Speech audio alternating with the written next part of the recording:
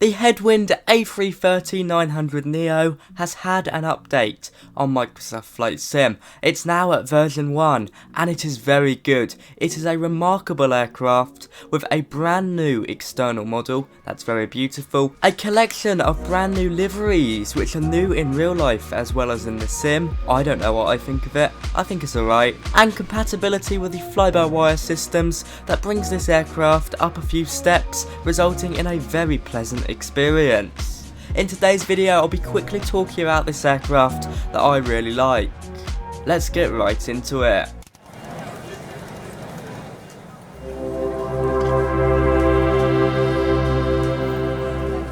Now the A330-900neo by Headwind has been out for quite some time. It was initially released last summer and my goodness has it come a long way since then. We've now got 4K PBR textures on the outside, wing flex which you'll see throughout this video, a custom flight model, and of course Microsoft Flight Sim native effects such as wheel smoke on landing. It's a really beautiful aircraft, I quite like it. Now I don't know what you guys think of the Condor livery. They say it's meant to represent a beach towel. I think there's better ways to do it, I have to say. It looks a bit like a flying candy cane. If it's in red, if there is one in red, then it looks exactly like a flying candy cane.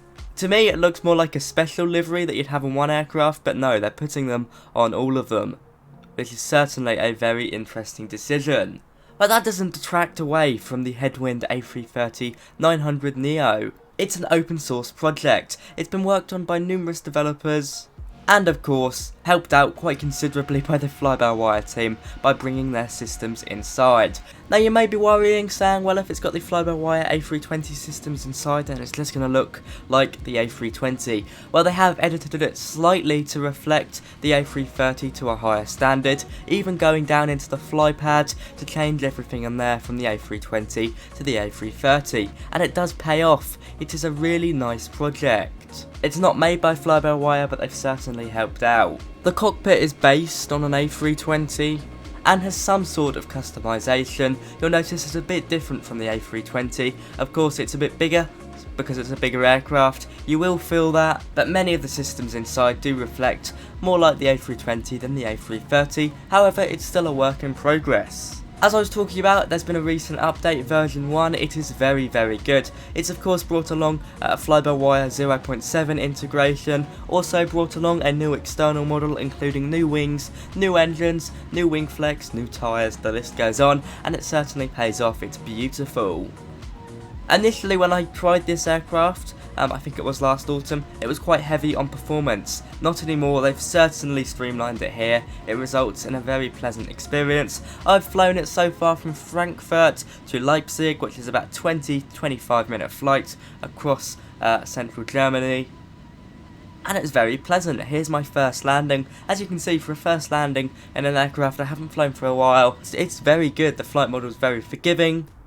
And of course the A330 tyres, where they tilt towards the ground, mean it's very hard to land this aircraft badly. Only thing I could improve on was being in the centre line. Moving into the cockpit, it's very nice. I remember last year a big issue with shadows. They look very chunky. Not anymore, they've certainly sorted this out. As you can see, it still looks quite similar to the A320, but they're certainly working on it. You can see they're putting a lot of effort into here, and I think it's a very promising aircraft. It's certainly very popular on FlightSim.to with 150,000 downloads and counting, and I'm sure this video will get quite a few more in there. And I just want to say a big thank you to the developers, because they've done a really good job here, and at the end of the day it's open source, so if you're a coder, if you're a developer, anything like that, and you see something you don't like, you can of course go ahead and fix it yourself.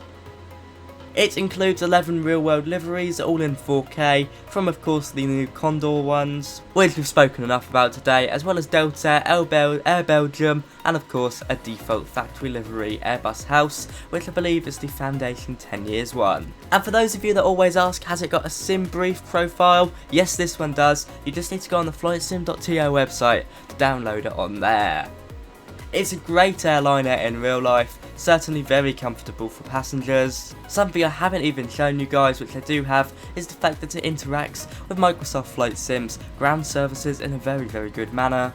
You can even put chocks on the aircraft, I believe, which puts it a step above default airliners on Microsoft Flight Sim.